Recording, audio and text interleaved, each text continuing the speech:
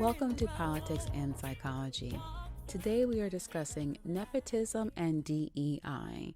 So, for the definition, nepotism is under a larger or a major group of behaviors called favoritism. So, favoritism, like someone is your favorite student or your favorite movie star, your favorite TV show. It's something that you have a preference for and you give it priority or preferential treatment. And with favoritism, it's favoring a person not because they're qualified or not because they're doing the best job compared to everyone else, but just because they have some extra feature that does not relate to the actual job performance or to their bank loan. So you're giving them favor because they belong to a special group or a group that you favor, a group that you all may be a part of, because you all have shared personal likes or personal dislikes. For example, if you all hate guacamole, so then maybe, we have that same similarity. So then that might be one reason why you may favor them. Or you might favor them because of their appearance, if you find them attractive or you like how they look and would like to look like them. Or it could be any other factor that's related to that person that has nothing to do with their actual job performance. So when it comes to favoritism in the workplace, it's you giving someone a job, an opportunity, or exposure to someone who could be influential in their career, not because of their actual credibility or competence, but just because they're one of your favorite people or they're in a favored group that you enjoy. The first subgroup of behaviors for favoritism is called cronyism. So have you ever heard of someone being called a crony or he is his crony? Well, that comes from the term cronyism. And cronyism is when someone shows someone else favor because they're friends, they're in the same social organization, or they're friends of a friend. Cronyism occurs within a network of insiders, an exclusive social group, or any group that not everyone can become a part of. So say, for example, if someone is the CEO of a private social group called the National Chocolate Lovers Association, and their friend's son who wants to become a candy maker needs a job. And if that CEO gives the son's friend the job because that is their friend, then cronyism would have been the only reason of why the friend's son was given the job. So it's again exchanging favors or showing favoritism because you belong in the same social organization or friends of a friend. So under cronyism would be nepotism. So if the son wasn't the son of a friend, but the CEO was the actual parent, it was the CEO's son or the son of a family member, then that would be called nepotism. So nepotism is even narrower than favoritism, and it comes from the Italian word for nephew, nepo. So it refers to the favoritism given to members of the family. So now let's look at DEI, which is diversity, equity, and inclusion. Diversity is not being the same, having diverse or different groups represented, and having a variety or variation. For example, a diverse menu at a restaurant would be you have sushi, spaghetti, fried chicken, and maybe even some fried rice. But if we're going to maybe even stick with chocolate, you can still have diversity with chocolate by having a tray of milk chocolate, dairy-free chocolate, chocolate with fruits and nuts, or white chocolate. However, if you are a chocolate connoisseur or a chocolate snob, then there's a lot of arguments, by the way, about if white chocolate should even be considered white chocolate. But back to the conversation. So that would be diversity because it wouldn't just be one kind of chocolate. So it's having variations and having variety. So equity is the recognition that in certain circumstances, different treatment may be required to achieve fairness and justice. So for example, if there was an apple tree and the apple tree was 7 feet tall where all the apples are, a child who was 3 feet tall and there was a teenager who was 5 feet tall and an adult who was 6 feet tall, would have different levels of difficulty in reaching that 7 foot apple area. So it would be easier for the adult to get all the apples because that person is naturally taller. So to give the 3 foot child and the 5 foot teenager an equitable chance of being able to reach the apples just as easily as the 6 foot adult, then it would be equitable to give the 3 foot child a 3 foot ladder and a 5 foot teenager a 1 foot ladder. This makes everyone the same height at 6 feet, and then everyone would have an equitable chance of having an equal start to get the apple. Inclusion is a practice of including diverse groups.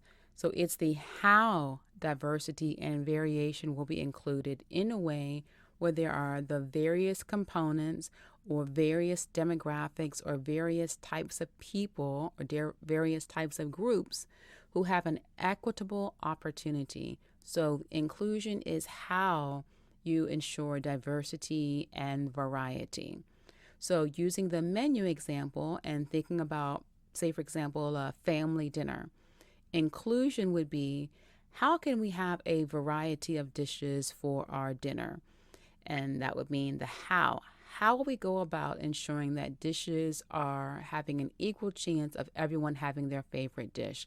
So the how could be giving everyone in the family a vote or choice, even if that was a 4-year-old or a 2-year-old. So it's giving everyone everyone in the family a chance to make that choice. So the reason why we're talking about nepotism and DEI today is because there has been a lot of political and social commentary about DEI in a negative way. And for the sake of simplicity, just to make it easier, then when I'm talking about nepotism today, then we'll assume that it's under the greater category of favoritism that includes nepotism, cronyism, and favoritism. So let's look at the history. With nepotism, it has been around pretty much since the beginning of time and definitely since the industrial age. It's also been a practice since the establishment of our American government. Beginning with George Washington, elected officials and government leaders were giving their jobs to their friends and their friends of friends. And by the time of 1830s, for President Andrew Jackson, it had become so much out of control that the only people who really were in federal government as employees were those who had been appointed by someone in Congress and then given recommendation for the President of the United States. So after a while, what we saw was that the workers were expected to give back favors either through their political work by working on their campaign or in other ways to support that political elected official or that political party, or they had to give a portion of their salary either directly to the political elected official who helped them to get that job or to the political party of that politician. So the assassination of President Garfield was by a disgruntled job seeker, Charles Guiteau. So he saw that it wasn't experience that was needed to get a government job, but that it was the politician that you knew. So he made friends with leaders in the Republican Party, and he was given approval to give a speech at a voter rally for the presidential ticket of Garfield Arthur. When Garfield won the presidential election that November, he refused to meet with Guiteau, and he also refused to give him the job that he wanted. So Guiteau was upset and took actions into his own hands, which resulted in the assassination of President Garfield. But because of this assassination, Congress then passed the Pendleton Act in January of 1883, and it was named after Senator George Hunt Pendleton of Ohio. And it was passed not because people had not been complaining for years, if not decades, since George Washington of this unfair practice, but because it resulted in the death of the president. So the Pendleton Act was passed in January 1883, and it required for federal government jobs to be awarded on the basis of their merit and qualifications, and that all government employees be from that point on be selected through competitive exams and not because of their connections with someone in Congress. This also made it illegal to fire or demote an employee for political reasons, meaning if you don't like who they voted for, then before they were able to fire them. If you did not donate to their political campaign, then they would fire them. If you did not vote or encourage or support what they were doing as president or as a person in Congress, then they would also fire or demote you. So with the Pendleton Act of 1883, this was now considered illegal. It was also illegal to require federal employees to give political service or financial contributions.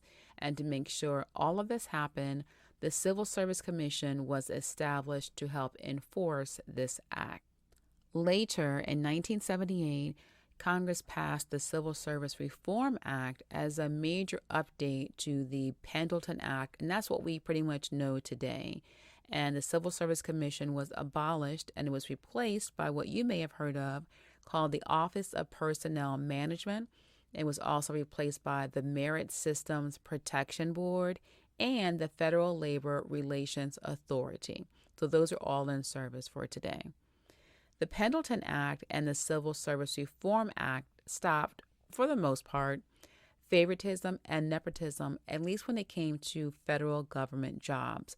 But there were no such protections for private sector jobs or other areas such as college admissions, business bank loans, acting roles, or other opportunities. Yet even with the protections for federal government, then there was still favoritism, meaning that there were very few opportunities, even within the federal government, given to women or individuals of different racial groups. And almost in its entirety were both federal and private sector jobs given to white men. So this is what set the stage for DEI. So now let's get into the history of DEI and DEI program. The origins of DEI, diversity, equity, and inclusion in the workplace, can be traced back to the mid-1960s when we had social movements and legal changes that were coming into play and becoming very popular, so much so that they were influencing the corporate world and going against discrimination in the workplace. And this was both for federal and private sector. And it included the introduction of equal employment laws and affirmative action, and it also marked the beginning of workplace diversity training, and it included an emphasis on giving women and non-white individuals an equitable opportunity to apply for jobs. So by the 1980s and up until the 1990s, then the DEI programs, they had expanded, and it wasn't focusing so much on race and female equality. Now it also went to other factors of diversity such as religion, their physical ability or disability, or even their culture. In the 2000s, this is when social media became very prominent. So with it being so prominent, it also became an effective tool in publicly sharing information. If an organization, a company, or a supervisor had a track record of discrimination or was caught in video of being highly aggressive or highly racist or sexist. So the social media was really what helped hold individual employees or corporations accountable, because then they couldn't hide under the veil of no one knowing what happens on company grounds. Social media is what really allowed victims of discrimination to share their experiences with the world. And with these sharings came public outcry and often backlash in the form of protest and employment firings or calls for the CEO to step down by their board because it was ruining their stock. This further influenced the presence of DEI training in the form of bias and discrimination training, and it also helped motivate many more companies to make more concrete actions to be more inclusive in the workplace. Not just giving lip service, but actually taking actions to show to the public, hey, look, these are the things that we're doing to be more inclusive and to not practice discrimination. In the 2010, we had social movements like Me Too, the Stop AAPI Hate, which is for Asian and Pacific Islanders, discrimination against them, and Black Lives Matter. So, with all of these social movements for inequalities and discrimination, then there was also a renewed focus on addressing the social injustices that were still happening and happening not so much more often, but social media was able to communicate how often that these acts were happening and that these were also impacting the workplace. So, with all of these social movements, there was also a renewed focus on changing the traditional approach of DEI, which is more so seen as an after effect, meaning, okay, we caught you being, discriminatory. We have you on videotape, or the public found out about what happened. So now you had to take this mandatory DEI training. So that made it seem as if it was a punishment of having DEI at your workplace. But after all the social movements became more popular, it also became more popular to not have it as a punishment for DEI, but more of an educational opportunity to learn and to understand either internal biases, personal biases, or corporate policies that were discriminatory and either affected negatively their reputation or their profits, as well as their corporate and employee morale. However, it probably really wasn't until we had the COVID-19 pandemic, and in May 2020, our nation witnessed the widely televised killing of George Floyd. And because the killing was so well promoted and so much seen, it caused a huge outcry for DEI and for social justice and racial justice to be a part of our everyday lives. And George Floyd's death coincided with an already tense political and racially divisive environment that we were having since 2017. And this outrage across our country led to even higher demands for racial justice and equity. So now let's look at this from a sociological point of view. So as I just mentioned, starting around 2017, there was a huge surge of racial tensions in our country. With the 2020 killing of George Floyd and the increased demand for racial justice and equity, there was a simultaneous increase in DEI training as a requirement in the workplace and also in government contracting and anyone who received government funding. And this set the stage for even more racial tensions and perceived unfair treatment, not by minorities, but by white individuals and specifically by white males. So when you combine this high demand for DEI in all industries, that everyone must learn how to treat Black people more favorably or how to be more gentle to women and how to not have sexual biases or to trigger any Me Too movements, and then you combine that with already present high racial tensions, then you still have an increased presence of racial tension and gender tensions on both sides. So what we saw was an increase in individuals and groups who felt offended by DEI initiatives, claiming that now I'm losing a job or I was prevented from getting a job because someone who was not qualified was only given the job because of DEI, because we have to be sensitive to their issues or their history. And so when you combine the forced DEI, then individuals who felt offended or as if they were losing because of those initiatives, they then began to claim that anyone who was a female was in her job only because she was a DEI hire, or that if anyone was in a position, any position pretty much, and they were not a male or not a white male, then that person was also a DEI hire. Most recently, during a congressional hearing after the attempted assassination of former President Donald Trump, several congressional leaders stated multiple times that the assassination attempt occurred not only because the FBI director was a female, but they labeled her as a DEI hire, and that because she was a DEI, then this is why this happened. They also added that the female FBI agents who were at the Trump rally were DEI hires, and that because these were females in the FBI, that they were only hired because of DEI requirements and not because they were qualified to be federal agents.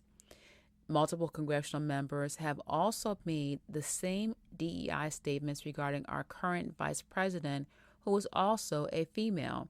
She is also of Indian and Jamaican descent, and because of being both female and non-white, then there have been many congressional leaders who are now claiming that she is a, quote, DEI hire, with those leaders also stating during interviews that, quote, a white woman should have had that job, unquote, meaning the job of being vice president. So the challenges that we have here start with the beliefs about DEI, prejudices against DEI on both sides. And so if we have a belief that if a female has a job, that it means that she did not earn it. If a Black or Asian or any non-white person has a job, then they did not earn it. But if we have these beliefs, then these are immediately and falsely labeling individuals as DEI hires, then it either discredits or disqualifies an individual who actually is very competent or has experience. But by labeling someone as a DEI hire, then their actual credentials and their actual experience and expertise are ignored. Then this belief assumes that anyone who is not white or anyone who is a female is a DEI hire. So if we believe this, then we also have to believe then that only white males should have this job. And this goes back to favoritism. And remember that favoritism is giving favors or preferential treatment only to those within the same grouping as the person in power, or who individuals want to give a favorite or preferential treatment to so they can receive that opportunity over other individuals who they do not favor. This leads to our second cognitive belief challenge. So when we have this type of faulty thinking, we are then saying that if you are a female or a non-white, then you did not earn your position and it was given to you only because of affirmative action and DEI. But if you are a white male, then you should automatically get the job, and that you earned the opportunity not because of your experience or qualifications, but only because of being a white male or only because of being white or being part of the favored group.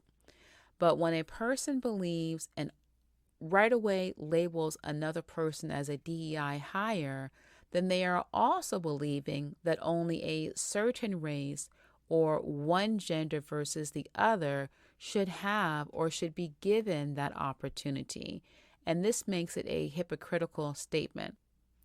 It's hypocritical to say that only race or only gender were considered when giving an individual an opportunity, but also say that race and gender should be the only consideration when it comes to white males. But this too then makes it where you're saying that the white male did not earn the opportunity, but that he was given it because of either his race or gender or because of nepotism. So in both instances, we're saying, oh, you're a DEI hire, or oh, you're a white male. So if you're a DEI hire, it usually would mean that you're not a white male and you did not have the competence or qualifications to get that job.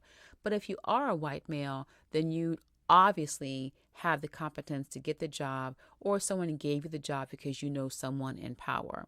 So looking back at nepotism, what makes it okay to give someone an opportunity not because of what they know, but because of who they know?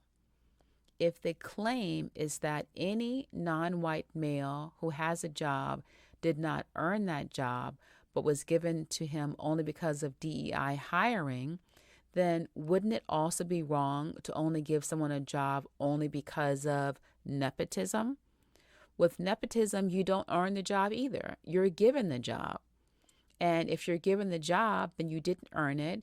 and you don't have the credentials or the capabilities, but you only have it because of your connections. So if you hear anyone calling another person and quickly labeling them as a DEI hire, then help them understand their contradiction or the hypocrisy of their statements. You can't have your cake and eat it too by saying that race should not be why you get a job, but it should be for me. That your gender should not be why you get an opportunity, but it should be for me. And we also can't say that it's wrong and unfair to give someone a job because of DEI, but at the same time say, but it's right and fair and part of the game to give someone a job because of nepotism. We have an imbalance in our society where DEI is considered negative because someone is quote unquote not having earned their opportunity or job or position, but that nepotism is usually filled with people who truly don't have the capabilities or competence for that job, but they just have the same genes or social network as the person in power. So you can't say gender does not qualify you, but me knowing someone does qualify me. So when anyone automatically labels someone as a DEI, then please help them understand the contradiction, but also help them understand that the reason for diversity in hiring only came about because of the widespread nepotism and favoritism and cronyism that we were experiencing for centuries that resulted in a homogeneous workforce with the same one group of individuals being consistently favored over all other groups. And when you're talking with individuals who are arguing against DEI, many times the arguments against DEI are because they have thoughts or fears of insecurity or financial loss. So whenever someone is for nepotism and favoritism, but simultaneously against DEI, then understand with the compassion that they are likely very insecure about their ability to take care of their families or their legacy, or maybe just insecure about their own self-esteem or their self-identity and their career. So therefore they perceive any equity policies or any DEI initiatives as a threat to not only their livelihood, but their point of view of themselves or their self-esteem. So let's think back to the 7-foot apple tree example. For individuals who are against DEI but for favoritism, then in this example, the 6-foot adult may be rejecting and opposing DEI because that would mean that the shorter individuals would then be given equal access to the apples. And if the 6-foot adult is fearful of losing resources or having less access to something or less power, then they're going to be against equitable access because they perceive that if I let you have more or if you have equal opportunity, then maybe I'm not the smartest person or maybe I'm not able to achieve, and I have to use the opposite of DEI, which is privilege or favoritism in my favor so that I can keep what I have and to get more of what I have. So remember that that type of mindset is more of a fear mindset. And often the fear is based off of being powerless or economically unstable. So then try to consider these insecurities and then think about the economic data that you can use instead to at least open the conversation for them to be open to considering the contradiction in their own statements about being against DEI, but for race and gender when it comes to themselves being the benefactor. So one such example would be from McKinsey and Company. So McKinsey and Company is a very wide, globally known corporation, and they're known for improving the business outcomes just by using data, which of course I love that because you're using objective information so that you can actually help an individual or help a company. So McKinsey uses trends and research data from different industries. And so what they did in a 2015 report, they showed in a report that they had examined diversity in the workplace between the years of 2010 and 2013. So the February 2015 report is entitled Diversity Matters, and there is a link to this in the description of this episode.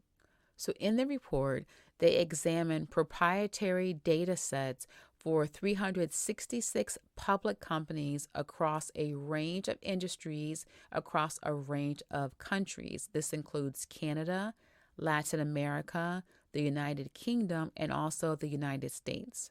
And they analyzed measures such as financial results and the composition of their top management and their leadership boards and their corporate boards. And what they found is that companies in the top 25% for racial and ethnic diversity are 35% more likely to have financial returns, meaning higher revenues above in their industry the median for that entire industry. They found the same for companies who ranked in the top 25% for gender diversity.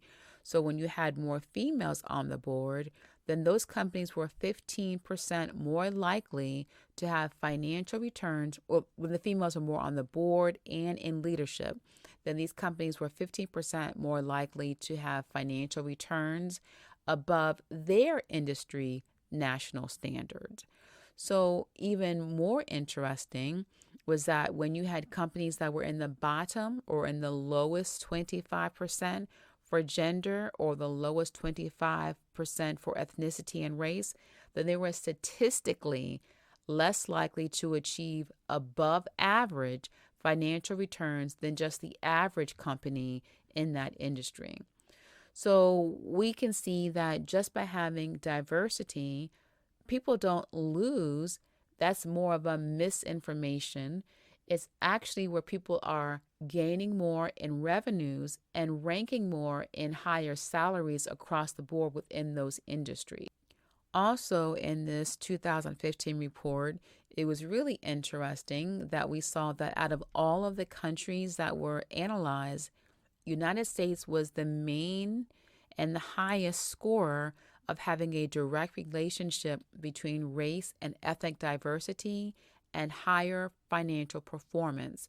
This means out of all the countries, when American companies had ethnicities and diversity shown in their boards and their top executive leadership, they scored higher than all other countries in their financial performance.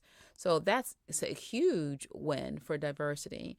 So maybe when you're talking about diversity for someone who's already feeling emotionally charged, consider just objective numbers, the science, the facts of the situation to help them see that that's misinformation to think that diversity takes away from individuals, but that diversity adds more to our quality of life just as a country, just in our menus. I definitely wouldn't want to have the same foods every day, all day, but also to our economic revenue and our individual income that we're bringing home. So when we look at the impact in society and in our economy, especially the American economy, no, it's not fair to give someone a job or an opportunity only because of their race or only because of their gender. It's also not fair to give someone an opportunity only because of who they know. So we can't have a dual approach or a contradictory approach where it's okay to give someone an opportunity who did not earn it, but they did know someone. And also not give someone a job because they didn't earn it, but only because of their race or gender. Across the board, whether you know someone, whether you're a female or a non-white, if everyone is only given opportunities for what they actually have competence and capabilities to do rather than connections, then we wouldn't have any need for DEI, because then everyone would be having an equitable opportunity to succeed. But when we have individuals who are insecure or who feel threatened or who may be greedy.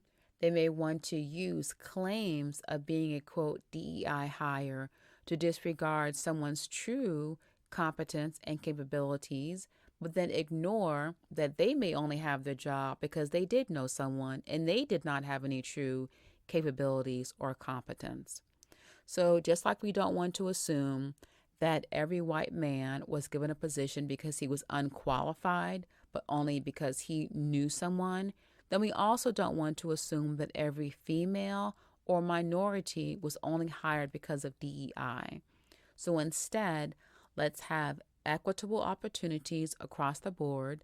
Let's educate others on having contradictory conversations on believing for and against something only when it benefits them. And if we truly care about everyone having a great society and everyone flourishing, we can just look at the data to show that just in industries, in just our country alone, we have a supernatural higher power of being able to beat all other countries in our economics just when we have diversity. So even if you don't even like the person, you do like the green, you do like the money in your wallet. So focus on, okay, well, I don't like this, but actually diversity does financially benefit our whole country. So try to consider other alternatives rather than making it a divisive conversation when we're talking about DEI, but also introduce the facts and the misinformation that's being promoted to negatively label individuals and to ignore facts of other individuals only when it's beneficial. So remember today that we can't have our cake and eat it too. We can't be for nepotism and for favoritism and ignore that these positions were not earned, and then be at the same time against DEI and claim that these positions were not earned. And that all starts with a conversation that is honest and willing to hear each other's sides. Speaking of which, it ends our time for our conversation for today, but please continue this conversation and share what you learned today. And when you do, remember to do so using science and love.